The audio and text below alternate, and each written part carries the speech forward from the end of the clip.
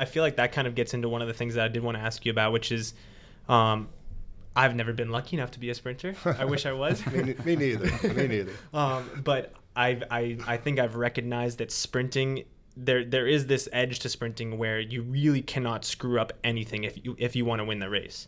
Margin for error is low. Exactly. A miler can, Nessie doesn't want to hear it, but you can breathe off a wall if you wanted to in the middle of a mile, and you're not going to lose the race maybe. But a sprinter, one lost breath, one lost kick, all that kind of stuff. Sure. So I guess the thing I wanted to pick your brain about a little bit is kind of like, and it speaks to the puzzle that you're talking about, putting all these coaches together.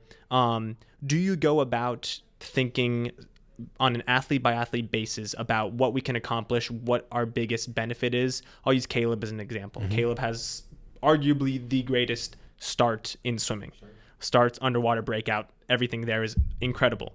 Now, does Caeleb come in and you just recognize that and you're like, yeah, that's a good, aspect of him. Once we add some strength and everything, it'll get better? Or do you selectively think that's one of his biggest assets, let's make it an even bigger asset? And then on the counter of that, do you see some of his weaknesses and you do work on those specifically? I guess I'm kind of rambling a little bit, but is there a specific regimen to kind of improve someone on a specific skill within the context of a sprint? Yeah, well, I guess I would, in my mind, I think I have a framework of how much we work on different aspects of the performance: the start, the turn, the breakout, the stroke, the kicks, the timing, the breath control. But then, yes, you do have to, I feel like at this level in particular, you do have to individualize it. Yeah, for sure. And if you take Caeleb's starts, for example, he came in obviously with fantastic starts. I didn't want to overhaul them. With him, he was so gifted, and he is still so gifted naturally, that some of it, I always think back to the Bo Jackson 30 for 30, where the baseball coach, I think it was the baseball coach at Auburn, said, I didn't really coach him. I just kind of made a suggestion. Why don't you try it like this? I saw some of the pros doing it, and Bo would get up and try it and knock it out of the park again, right? So yeah, that works. So I felt like coaching Caeleb was a little more like that than coaching a lot of the other guys. In that, I remember one of his first days, I was trying to teach him a drill, and I explained to everybody, and he couldn't get the drill. And I thought, oh no, this guy's going to be this difficult to coach. And he picked his head up right away as he's dog paddling and looking up at the pool, and he goes, I don't get this. And I said, come here. And I come out. He hopped out of the pool. He watched someone do it for about a second and a half, and he looked at me and he goes, I got it. And he got in, and he did it perfectly. And I thought, okay. Visual learner. He'd see it. Yeah, that's it. This is how we teach this guy. Instead of taking 10 minutes to explain, just show him one time for a second, and he's good. So with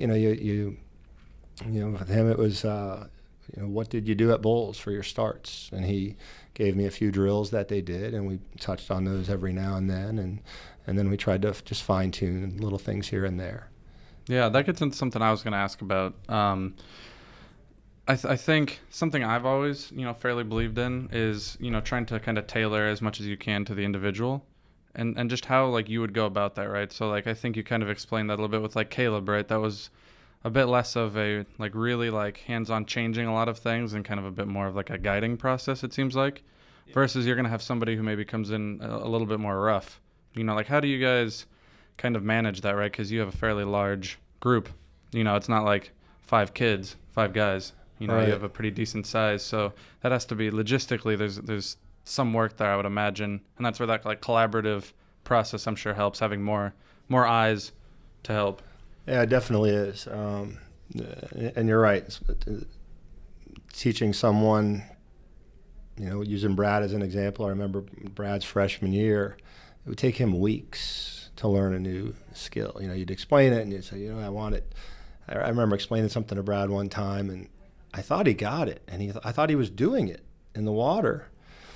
And then 3 weeks later, he hopped out and he said something like, yeah, Marcin was telling me to try it like this, and so I tried it like that, and it works. And I thought in my head, and I went, good, Brad. But I thought in my head, I said, that's the same thing I taught you 3 weeks ago. What? Yeah.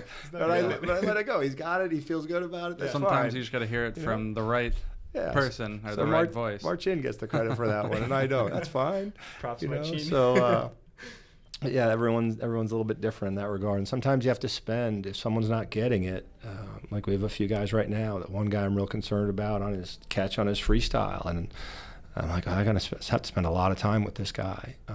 A lot of it is going to be me staying vigilant and going back to him over and over and over and over and over and over and over again, every single practice. And then maybe sending him some videos, which I've done via take a video on the phone. And then I even told him, hey, now show me a video of the right example. Find one on YouTube and send it back to me.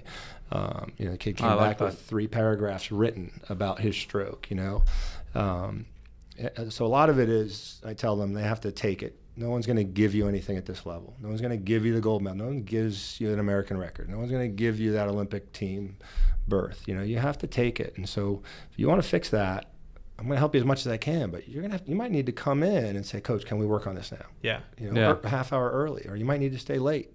And some of the guys do. Some of the guys will stay late. And I saw Christoph the other day up on the block. I said, guys, we're going home. Everyone's getting out, and he's getting on the blocks to do a few starts.